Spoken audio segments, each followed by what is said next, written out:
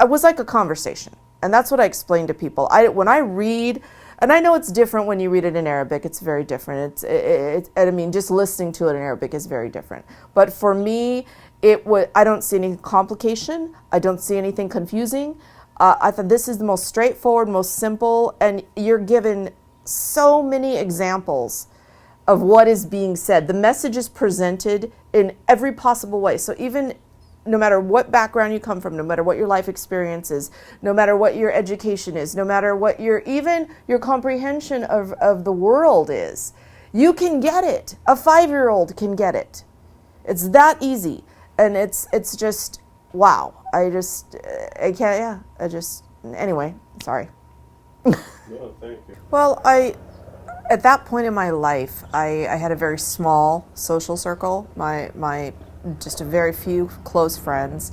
My very best friend at that time, female, my best friend, she actually happened to be married to, it's an interesting story, but just briefly, her husband is from Morocco, and he's Muslim. She's Catholic, but he's Muslim, and we actually went together to Morocco the very first time, when she met her husband the first time, and when I met my husband now the first time. We traveled together, and it was just a coincidence. I mean, the two men didn't know each other, and we had no idea that either one of us had met. It was just a weird thing. But anyway, so he was here. Her husband came here a couple years ago, and so she'd had a lot of people. She knew a lot of people that were Muslims, so for her it wasn't a big deal.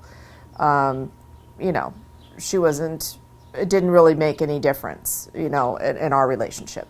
My mother, I had been talking to her about it since day one, telling her, hey, guess what? I'm checking this out. This is what I learned, and did you know this, and did you know that? And so I'd been kind of, she knew what I was into and what was going on in it. And again, it wasn't, my mom was her attitude was, well, if it's helping you, because I'd been through it was a really difficult divorce. It was a really very, very unpleasant and bad time. And so she was like, anything that helps you, that makes you feel good, I'm all for it, So she just, didn't really, the only thing she had an issue with was when I started covering my hair.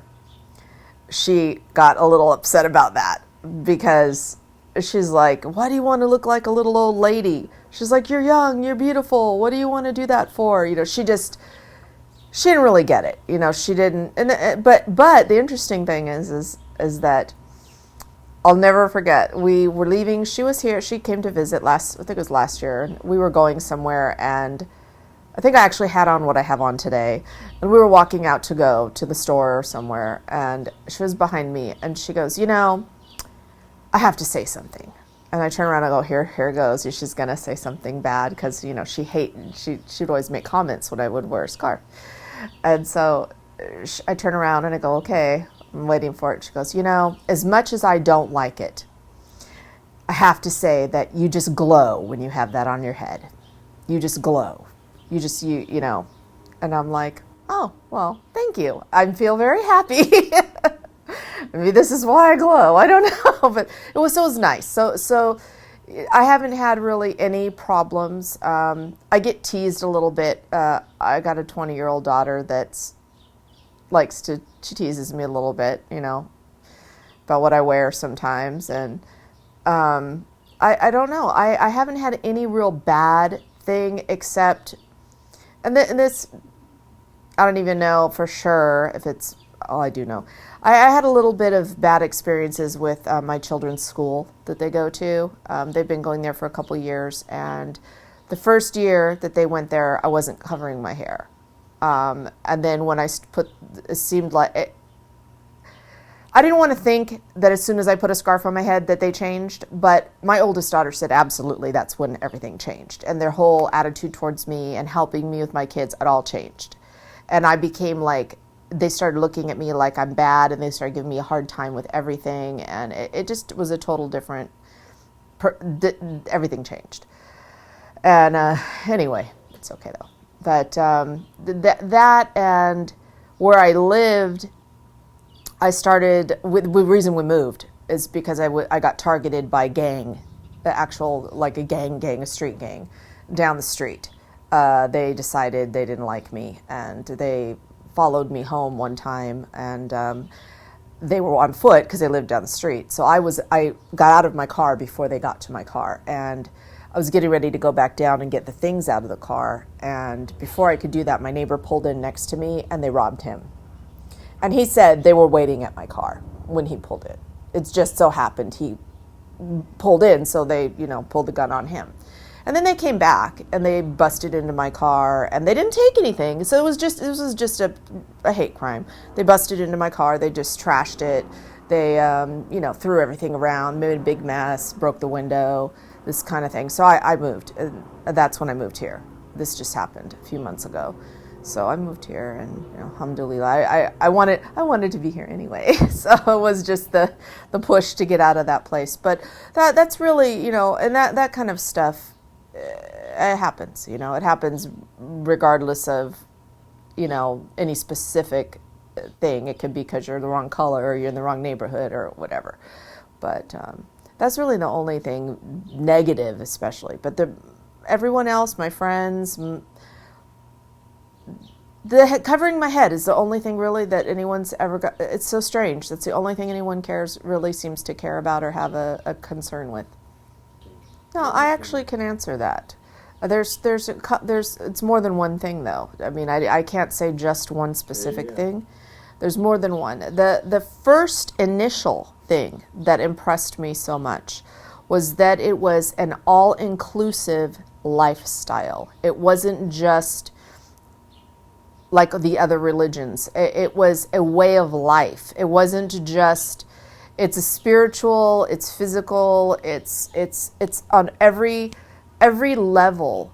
And the more, because I consider myself a student. I like to study, and I'm really studying right now.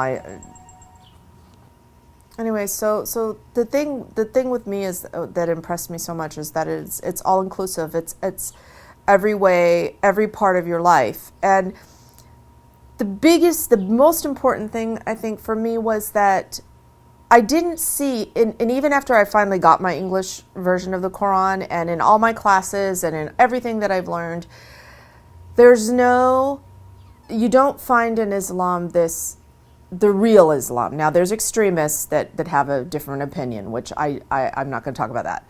But in the Quran and in the real Islam, there isn't this hard, cold, brutal, like you must or you da-da-da, which all the other religions, I never understood that. I never understood that it was so like, it didn't seem like anything from a God or from a divine being. It seemed more like someone wrote a book to tell people what to do. With Islam, it's like, no, this is a guide. This is the way. This is the suggestion. This is what you should do. If you want a good life, if you want this to happen, if you want to end up in heaven, if you want to avoid, this is how to do it. It's the way, I don't even know how to explain. Like I said, it's like your best friend telling you, look, this is really, if you want things to go good in your life, this is the way to do it, like this. And oh, you don't understand? Here, I'm going to tell you again. Okay, you didn't understand? Okay, let me give you another. This is how you can do it. It's so like it's done in such a loving way, and it's not just loving it. I don't even know. There's not a word. There's not like the right words. I've been told that if I understood Arabic, I would be able to find the words because they actually have words to say what I'm trying to say. I have this answer too. This is my opinion, just my opinion, but from what I've seen it's like a couple different things, but it all ties together. There are a lot of people, there's two groups of people, Muslim people in the USA. There's the people here that are following Islam, they're practicing in whatever level they practice, they're following Islam. There's these Muslim people, and then there are people that when you ask them, they say they're Muslim, but they don't have any connection to the religion. It's just well, I'm from here, I'm Muslim. I'm from there, I'm Muslim. And the problem with both of the second group, the problem with them is that they're just doing whatever and they're saying they're Muslim. So anybody that knows them is like, oh, really? You know, and this is their example.